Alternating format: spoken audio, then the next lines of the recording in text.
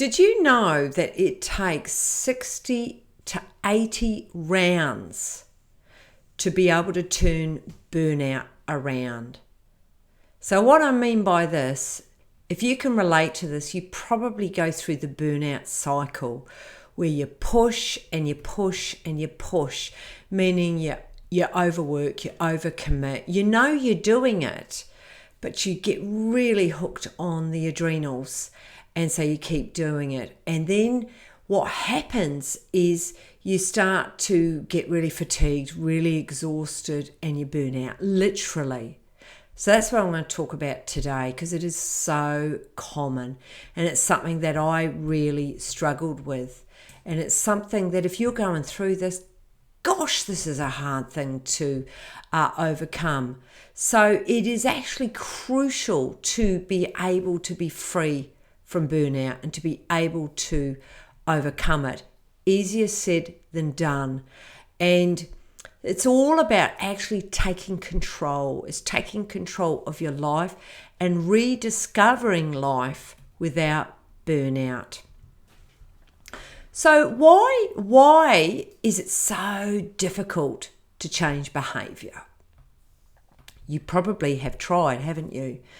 What it is burnout is rooted in old patterning, behaviours, conditioning. And so what it is, it's you've constantly rewired the overworking, the overextending, the over-trying, the striving, and ultimately it is seeking external validation.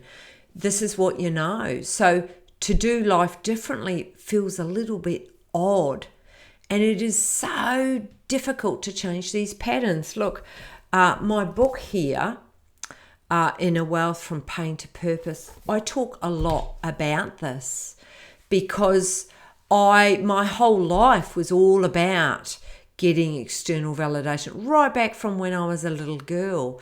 I was raised in a large multicultural family. My adopted parents, they had 3 biological, and then they adopted 7 from countries all around the world, and me included. And so I was constantly trying to seek external validation. And you may be aware that 0 to 7, our brain is wired quite differently, and we take in absolutely everything. We're like a sponge. So as you can imagine, my parents, with all of these children, they didn't have a lot of spare time. So I was constantly seeking validation. Please see me. Please love me. And so the wiring of this behavior, it locked in when I was really, really little. And to break free from it, it's not through willpower, I can assure you. It is through being able to undo this hardwired way. Take, for example, like driving to work. You drive to work the same way every day. For you to actually drive a different way, you've got to make a conscious decision, because it's a pattern, it's a conditioning, it's the way you go. You may have quite a few different options, but you just go this one way because it's automatic. Well, it's a bit like this with all of these patterns of burnout. It's why it's so difficult, because we do seek outside validation. So ultimately, it is a mindset shift. It's being able to identify, it's being able to confront the habits, the patterning that no longer serve you. It takes a lot of courage actually to change. It really does. But the benefits of it are tremendous. So this is where coaching comes into place. Look, if you're a bit of a high achiever and a bit of a go-getter, you would probably be all over coaching. You have probably had a business coach. I'm assuming you've had coaching before. What coaching is particularly the type of coaching that I offer, or somebody else that you may go to if you're looking for transformational coaching, it's a sacred space for change. It's where you begin to really drop into that wiring and to begin changing it. It's being able to have somebody in your corner who you're accountable to. And it's like the way I coach is I believe you already have the inner wisdom. Like I say to my clients, I sort of like prod and poke for you to tap into that inner wisdom that is already innately inside of you. And it is about slowing down and being able to bring in enough softness and quietness to be able to do this. What it is I support you in this process to be able to do that.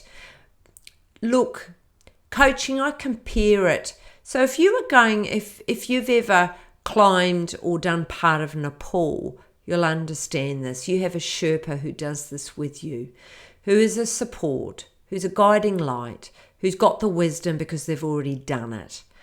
That's where I step in. And I am a bit like your guiding light because I very much work in energy. I'm energetically already connected, working with my clients. I already see the potential. I already see and feel and on a soul level know where you're going. And I hold that container and hold that space as you begin to rewire. And so this is where I've got my method. It's the push and pull method, which I've created. And there's 3 parts to it. So the awareness. It's for you to be able to start dropping into the awareness that is already innately inside of you. You already have it.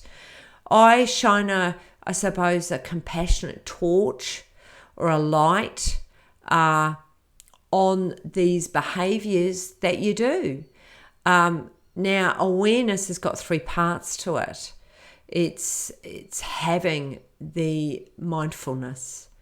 It's being able to have that self-compassion and the self-care. And it's practicing. It's rinse and repeat.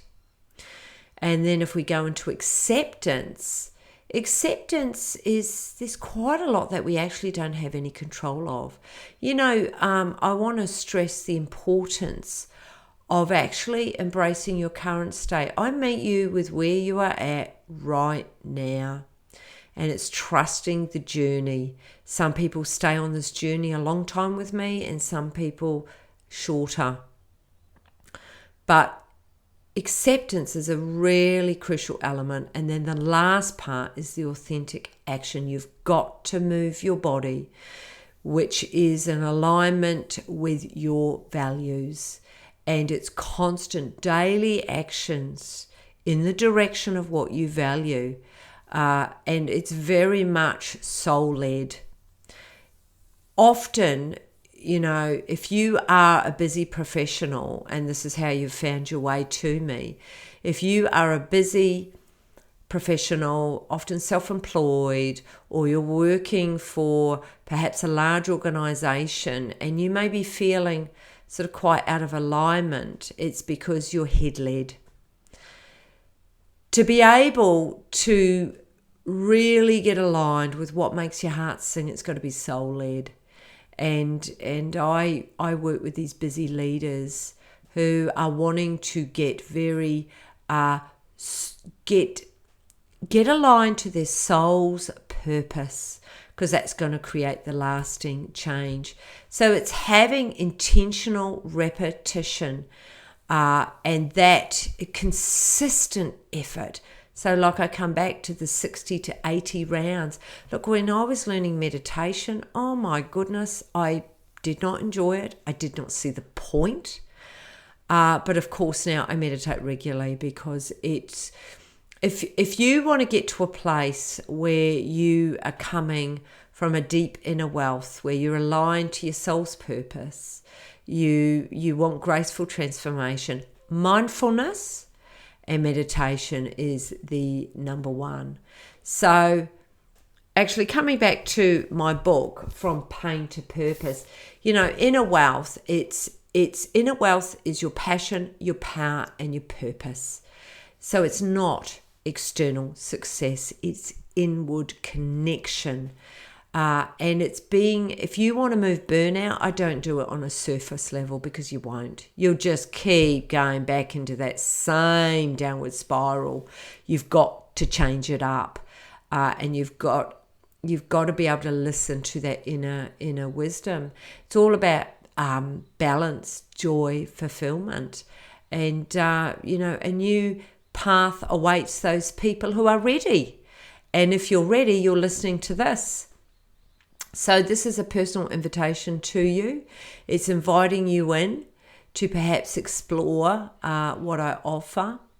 You can email me, and I can send you a little bit of a PDF about my push and pull method.